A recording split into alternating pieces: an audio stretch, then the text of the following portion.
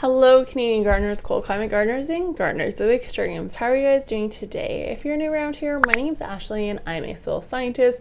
And on this channel, I like to take that science and apply it to all things gardening, but also plant care. So if you like the sounds of that, be sure to hit that subscribe button down below and join our awesome crew. This video is going to be another video about closing down the garden for anyone that gets frost, freeze, snow, or just has a small growing season in general. Doesn't always have to apply to Canadians. This video series or this group of videos is definitely for you. If you are invested in this channel and you want to hear a little bit about what the winter plan for the channel is, be sure to hang out till the end. Unfortunately, the new folk probably don't care and don't want to hear about it, so be sure to stick around till the end of the video. Today's video, we're going to be talking about pond plants and exactly what it takes to bring them indoors, because you don't necessarily have to buy new pond plants every year. There is a way to store them or to enjoy them inside. So the first thing to start off with is knowing what kind of pond plant you have and what zone you're in. If you don't know what zone you're in, I suggest you check out my zone video so you can figure that out first. But essentially on the back of every tag, it will tell you what zone range your pond plants are rated for. If your plant is rated for your zone, then you do also need to follow another step, which will tell you what depth that plant needs to be planted at. There will generally be a measurement and it'll tell you how deep into the pond that plant needs to be. It's very important that you put that plant in at that depth. The reason being is because it may or may not be able to withstand different depths. If you put a plant too low that's actually meant to be higher up, it won't freeze properly and so it won't go fully dormant, which will cause issues. Plant the plant too high up in the profile and it's actually supposed to be lower down in the pond, what will end up happening is you will freeze the upper roots or the upper bulb, which will cause damage and the plant won't come back next year. Now, pretty much every zone will have a plant that is native and available to your zone. The only thing you want to make sure is that there's lots of soil packed into your planter. The bigger the planter in the pond, the better. So the more soil you have around that plant, the better, because it's going to be able to withstand that cold a little bit better. And then if possible, some sort of bubbler in the pond or something to stop it from freezing over entirely. If you have any plants that are meant to be planted deeper in the ground. However, if you have unique plants that aren't actually meant to survive in your zone, don't worry, you can bring those indoors. And that's actually what I filmed myself doing for most of this video. This is a Californian elephant ear. In this case, I also brought in my water lettuce and I actually have it in the fish tank behind me. You can kind of see it. Right there you can see its roots. So what I do with that guy is I essentially just clip off the bits that are dead, completely clean them up, and I literally just put them in my fish tank indoors. The big thing with the water lettuce is that you need to have some sort of water movement. So whether that be a bubbler or just simply bringing the filter inside, you are going to want to provide that, and you are going to need to provide it some sort of light, whether that be fluorescent or natural, it doesn't matter, but they cannot freeze. So unfortunately, you will have to find a solution. It doesn't have to be a fish tank. It can be something simple.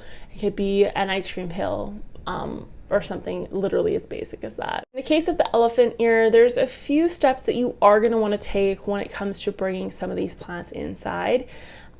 You can make these go dormant if you like. Just simply literally saw off everything except for that bottom corm part. And then that bottom corm part you would actually plant and treat like a plant, and then you would just continue to cut it off, any new growth that came throughout the year as it progressed, and then you would let it grow once it's time to put it outside. You can also, in some cases with some elephant ears, there's an actual bulb attached to the plant. You can actually cut that whole plant down and store it like a bulb, which will be my next video that comes out will be on bulb storage specifically, but you would treat an aquatic plant the exact same way you would actually treat a terrestrial bulb. So that's kind of interesting. So for the elephant ear that I brought indoors, you are going to want to obviously remove it from the pond. And then the first step is actually going to removing that pot. And the reason why I remove the pot is actually because it is full of dirt. And the reason it's full of dirt is because ponds generally have very good circulation. And so the mix of peat-based dirt is fine for the roots, and they actually receive quite a bit of aeration. In this case, my plant had very clearly outgrown the pot, so it definitely needed to be removed. So I actually just used some wire cutters, I clipped it out, and I just ripped the roots out. You're gonna damage some roots, and that's completely fine. Honestly, they grow back. Elephant ears in particular are pretty resilient. This is a Californian one, for anyone that's interested in knowing. So the second step is actually going to be using Leca, and Leca is just a compressed clay. It's very similar to like a terracotta pot, actually, in my experience. And Leca I use in my houseplants as well. So I will actually put them into the soil. It provides a lot of aeration. So if you're an overwaterer, or you have a plant that's in too big of a pot, but you really like the look of a pot, Leca is very valuable. If you don't want to use rocks, you can use Leca instead. And just overall, I think it's a really great product. But especially for pond plants or any sort of indoor water plant that you're using, Leca is going to be your friend. So all you're going to do is put a small layer of Leca on the bottom, and then you're going to push your plant in. And then you're literally just going to pile the Leca up around it. In some cases, if your cover pot is smaller than the actual pot that you potted in, for example, you may want to consider putting like a cotton swab or some sort of fabric around the roots of the plant, and then having that cotton kind of dip out below that pot that you're planting the plant in, so it can act like a wick to kind of pull that water higher up into the Leca profile. The general rule of thumb for cover pots versus the nursery pot is that the cover pot can cover or be filled with water halfway the size of the nursery pot. That means you want the water level in the cover pot to be half the height of the nursery pot. So whether that be filling the cover pot up all the way or simply filling it up halfway, it doesn't really matter. That's definitely something that you need to keep in mind.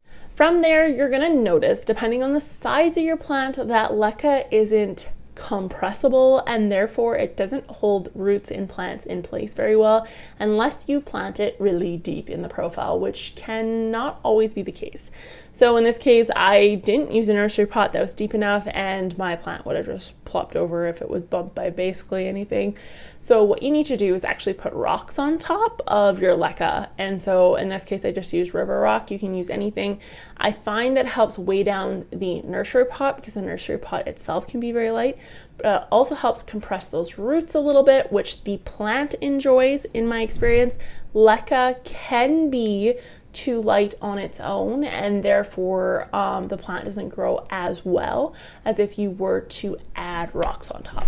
And then you simply put that plant with the nursery pot inside the cover pot, like I said, filling it halfway the height of the nursery pot.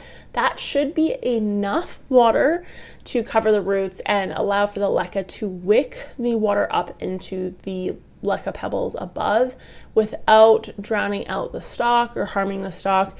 Not typically an issue with the elephant ear, however, it can be an issue for other plants, in my experience. If you're noticing that the Leca pebbles on the very top of the pot aren't wet, they aren't changing color, you're not noticing that color change, then you're gonna wanna add more water, or you may wanna consider that wicking cloth or some sort of cloth around the roots to help wick the water up. It just simply means that the water level inside of the cover pot isn't high enough to cover the actual nursery pot itself. Some other things you may notice when you're using Leca, strictly doing the semi-hydroponic is technically what it is you may notice salt buildup, which is going to be like a white calcium buildup. This will happen if you're not using distilled water. Now, if you're using distilled water, over tap water. You're gonna want to watch out for nutrient inefficiencies, all that stuff. I just use tap water typically in my case. You can get hydroponic fertilizer. Feel free to use that. It works the same way, whether or not you have it in a hydroponic system. If it's just semi-hydroponic, you can add fertilizer to that water. It's not an issue. But typically speaking, if you're regularly changing the water in the cover pot and just caring for the plant, you probably won't have any nutrient deficiencies before summer hits again and that plant is back outdoors. So I initially put mine in the cover pot, and then I ended up bringing my fishies inside, and I ended up putting them in a fish tank and all that stuff. So I actually put my elephant, of course my literal moss totem's in the way, but I do have my elephant ear inside my aquarium right now, just because of lighting and stuff. I find, you guys gotta let me know in the comments below, elephant ears, regal shields, this Californian one behind me, any kind of alocasia, I have an issue with them. I can't seem to keep an alocasia alive to save my life outside of hydroponically grown, and I can't seem to keep an alocasia from not getting leggy. So if I don't have an alocasia underneath a grow light, I get these ridiculously long petioles, and these ridiculously long petioles can't hold the leaves up, and then I get just ridiculously small leaves. So I don't know, alocasians are like my least favorite tropical plant, which is funny I say that because I have quite a few of them, but they just bleh, not for me. But they look really pretty in the pond, and they are really, really exotic looking. So my Californian giant, I have him in there. He's gonna be cool, but yeah. This, you're gonna notice if you have like a filter or a bubbler on an elephant ear or any sort of semi-terrestrial aquatic plant, you're gonna notice more rapid growth than if you have them in a stale semi-hydroponic system. I do find that that is the case.